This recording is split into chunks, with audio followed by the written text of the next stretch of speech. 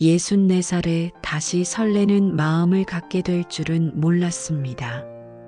미경 씨, 당신과 함께 있으면 시간이 멈춘 것 같아요.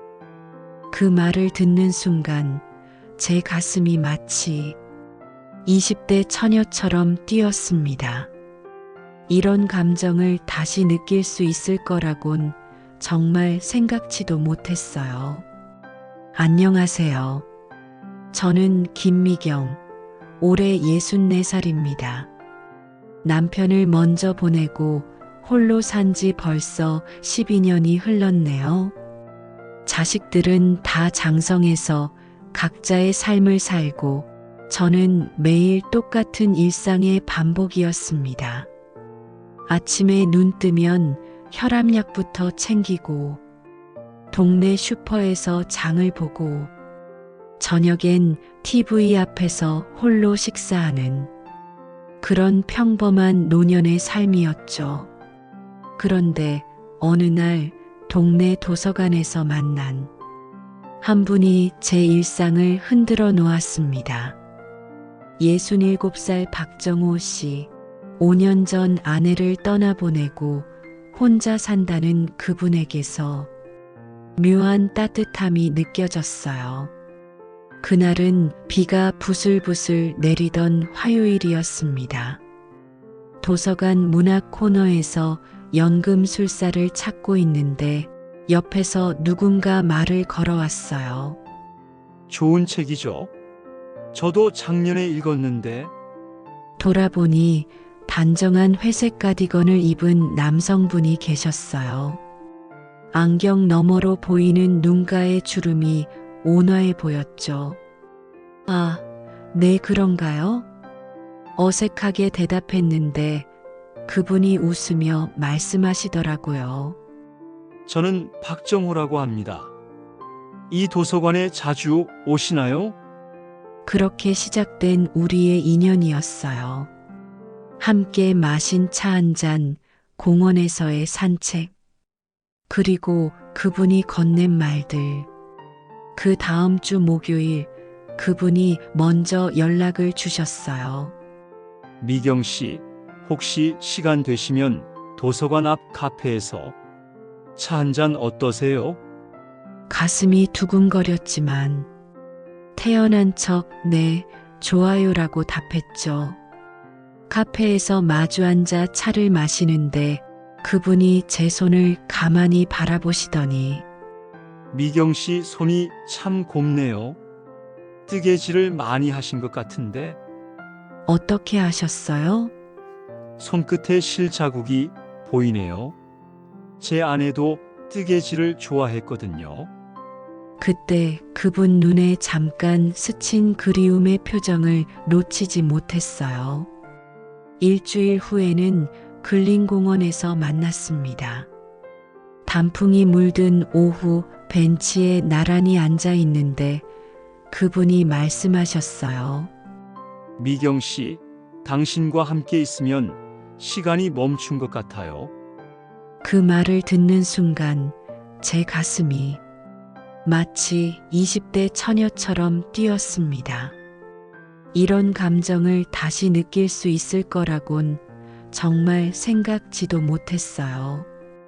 그 후 우리는 자주 만났습니다. 도서관에서, 공원에서, 때로는 조용한 찻집에서. 그런데 2달쯤 지났을 때였어요. 어느 날 그분이 갑자기 제안하셨어요.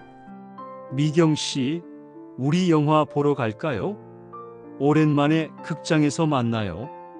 설레는 마음으로 영화관에 갔는데 상영 시간 30분 전쯤 그분 핸드폰이 울렸어요. 여보세요? 아, 지금 그게 그분이 멀리 가서 통화를 하시더니 돌아와서는 미경 씨, 죄송해요. 급한 일이 생겨서 영화는 다음에 봐야겠어요. 그렇게 혼자 영화를 봤습니다.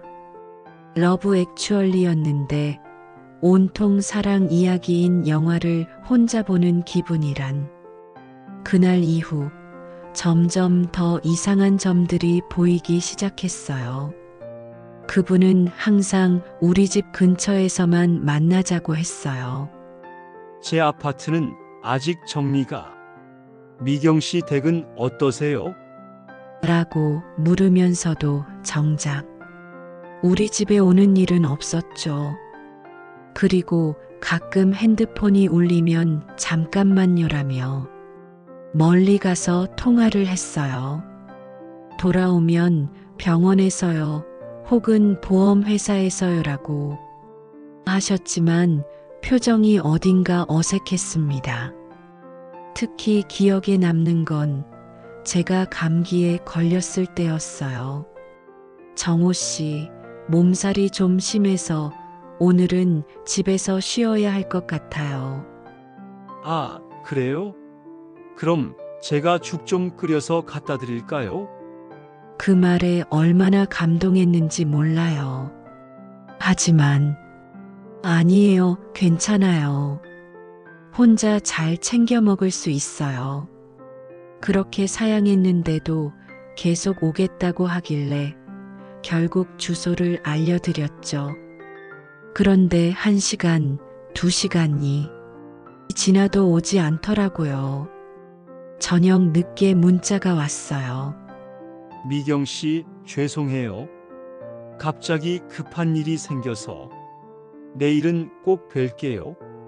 그날 밤 혼자 라면을 끓여 먹으며 생각했어요. 나한테 급한 일보다 더 급한 일이 뭐가 있을까?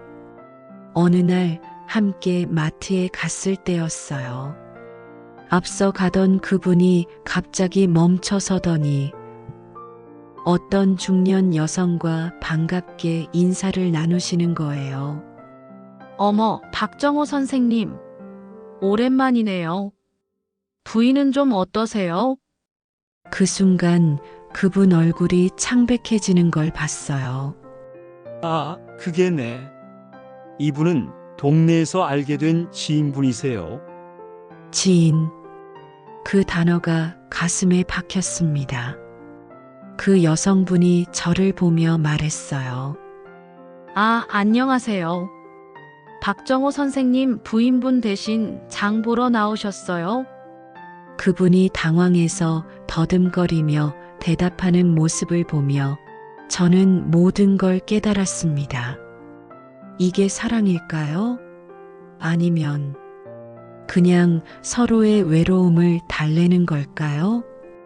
점점 의심이 커지던 중 우연히 알게 된 충격적인 사실. 동네 미용실에서 들은 이야기였어요. 미용사 선생님이 무심코 하신 말씀이었죠. 박정호? 아, 그분 지난주에 부인분하고 같이 여기 오셨어요. 어머, 모르셨구나. 그 순간 가위질하던 손이 멈췄고 미용실 안이 조용해졌어요. 부인분이 많이 편찮으시다고 하던데요. 그래서 남편분이 고생이 많으신 것 같아요. 거울 속 제 얼굴이 하얗게 질려 있었어요. 집에 돌아와 밤새 생각했어요. 그분의 모든 행동들이 이제야 이해가 되기 시작했습니다. 왜 항상 멀리서 통화를 하셨는지, 왜 집에 초대하지 않으셨는지, 왜 갑자기 약속을 취소하셨는지, 그리고 무엇보다 왜 저를 지인이라고 소개했는지. 다음 날 저는 그분께 직접 물어봤습니다. 평소 만나던 공원 벤치에서였어요. 가을 단풍이 떨어지는 쓸쓸한 오후였죠. 정호 씨, 혹시 아직 결혼 상태이신가요? 그분의 당황한 표정이 모든 걸 말해줬어요. 미경 씨, 그게 사정이 좀 복잡해요. 길고 긴 침묵이 흘렀습니다. 아내랑은 마음이 멀어진 지 오래됐어요. 하지만 집사람이 많이 아파요. 지금은 떠날 수가 없어요. 그 말을 듣고 나니 분노보다는 허탈함이 더 컸어요. 그럼 저는 정호 씨에게 뭐였나요? 미경 씨, 당신은 제게 너무 소중한 사람이에요. 하지만 지금 상황이 하지만 그 말이 진실일까요? 아니면 그저 저를 달래기 위한 변명일까요? 저는 사랑을 받고 싶었던 게 아니라 그저 외롭지 않고 싶었던 거였어요. 그 일 이후 며칠을 울었습니다. 정확히 말하면 3일 밤을 꼬박 울었어요. 첫째 날은 분노와 배신감으로, 둘째 날은 허무함으로, 셋째 날은 바보 같은 제 자신에 대한 자책으로, 넷째 날 아침 거울을 보니 눈이 퉁퉁 부어 있었어요. 이런 모습을 아무도 볼 수 없어서 다행이라고 생각했죠. 그런데 오후에 둘째 딸 은정이가 갑자기 찾아왔어요. 엄마, 안색이 왜 이래요? 많이 아파요? 아니야, 그냥 잠을 못 잤어. 거짓말이었지만 딸에게 이런 얘기를 할 수는 없잖아요. 하지만 며칠 후 은정이가 다시 전화했어요. 엄마, 요즘 목소리가 이상해요. 정말 괜찮으세요? 그때 깨달았습니다. 아무리 숨기려고 해도 마음의 상처는 어딘가로 드러나는구나. 바보 같은 저 자신이 한심했고 그분이 원망스럽기도 했어요. 하지만 곰곰 생각해 보니 그분만 탓할 수는 없었어요. 저 역시 진정한 사랑을 찾으려 했던 게 아니라 그저 혼자라는 외로움에서 벗어나고 싶었던 거잖아요. 남편 없는 12년. 저는 정말 많이 외로웠어요. 아침에 눈을 떠도 좋은 아침이라고 말해줄 사람이 없고, 밤에 잠들기 전에도 잘 자라고 말해줄 사람이 없는 그런 외로움. 그래서 그분이 제게 관심을 보여줄 때 저는 그걸 사랑이라고 착각했던 거예요. 어느 날 큰딸 수정이가 전화했어요. 엄마, 요즘 목소리가 왜 그래요? 무슨 일 있어요? 그제야 깨달았습니다. 저는 평생 누군가의 아내로, 누군가의 엄마로만 살아왔구나. 정작 김미경이라는 한 사람으로는 살아본 적이 없었던 거예요. 이제는 김미경으로 살아보려고 합니다. 그 후 저는 새로운 시작을 했어요. 첫 번째로 한 일은 옷장 정리였어요. 10년 넘게 입지 않았던 옷들, 남편 옷들, 그리고 그분과의 데이트를 위해 샀던 분홍색 블라우스까지 다 정리했어요. 기증할 건 기증하고 버릴 건 버리고, 그 다음엔 예전부터 하고 싶었던 서예를 배우기 시작했습니다. 64살에 붓을 잡다니. 처음엔 손도 떨리고 글씨도 삐뚤빼뚤했어요. 하지만 먹 냄새를 맡으며 집중하다 보면 마음이 차분해지는 걸 느꼈습니다.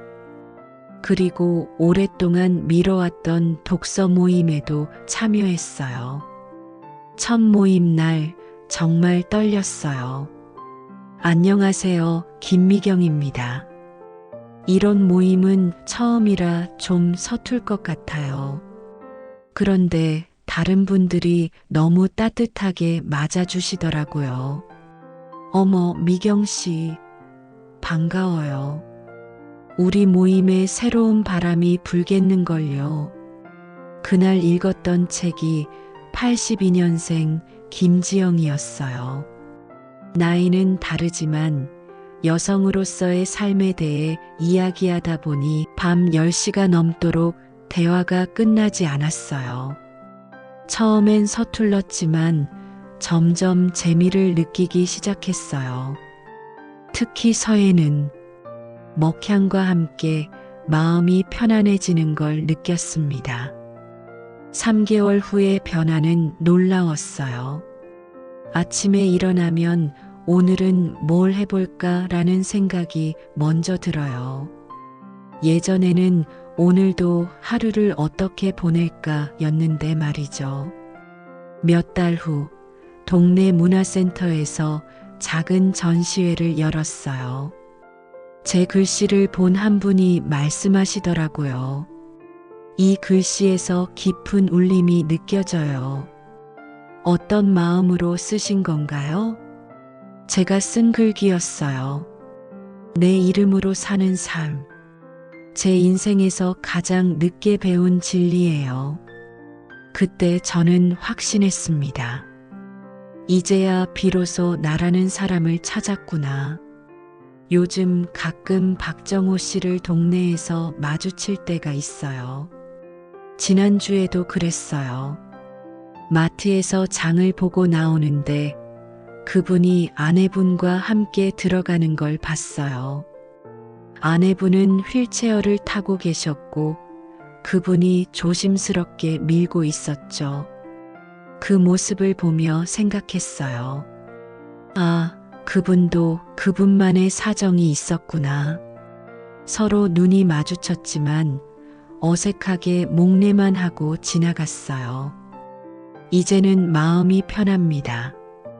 그분과의 만남이 상처였다고만 생각했는데 오히려 그 덕분에 진짜 중요한 걸 깨달았으니까요. 어제는 정말 뿌듯한 일이 있었어요. 독서 모임에서 제가 팀장을 맡게 되었어요. 미경 언니가 하면 좋겠어요. 항상 깊이 있는 이야기를 해주시잖아요. 64살의 언니라는 호칭을 들으니 기분이 묘하더라고요. 어제 큰딸 수정이가 말했어요. 엄마, 요즘 표정이 정말 좋아졌어요. 뭔가 다른 사람 같아요. 그래? 어떻게 다른데? 예전엔 항상 뭔가 기다리는 것 같은 표정이었는데 지금은 스스로 뭔가를 만들어가는 표정이에요. 딸의 말이 정확했어요. 그래요. 저는 이제 다른 사람이에요. 누군가의 엄마가 아닌, 누군가의 아내가 아닌, 오직 김미경이라는 한 사람으로 살고 있거든요.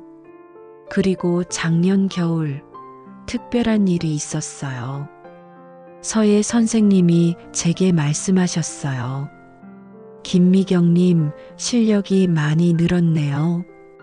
내년 봄에 시청에서 하는 전시회에 출품해 보는 거 어떠세요? 64살에 처음으로 제 이름으로 된 상장을 받았어요. 우수상이었지만 그 어떤 상보다 값졌습니다. 노년의 사랑이라는 게 처음엔 다시 한번 누군가에게 사랑받고 싶은 마음이었어요. 하지만 지나고 보니 그건 사랑이 아니라 나 자신을 만나는 과정이었던 것 같아요. 60평생 누군가를 위해서만 살아온 제가 드디어 나라는 사람이 누구인지 알게 되었으니까요. 이제 남은 시간들을 온전히 제 이름으로 살아가려고 합니다. 진정한 사랑은 누군가에게서 받는 게 아니라 나 자신을 사랑하는 것부터 시작된다는 걸 64살에야 깨달았습니다. 여러분도 혹시 비슷한 고민이 있으시다면 늦었다고 생각하지 마세요. 언제든 새로운 나로 다시 태어날 수 있으니까요. 제 이야기 끝까지 들어주셔서 감사합니다. 구독, 좋아요, 따뜻한 댓글 부탁드립니다.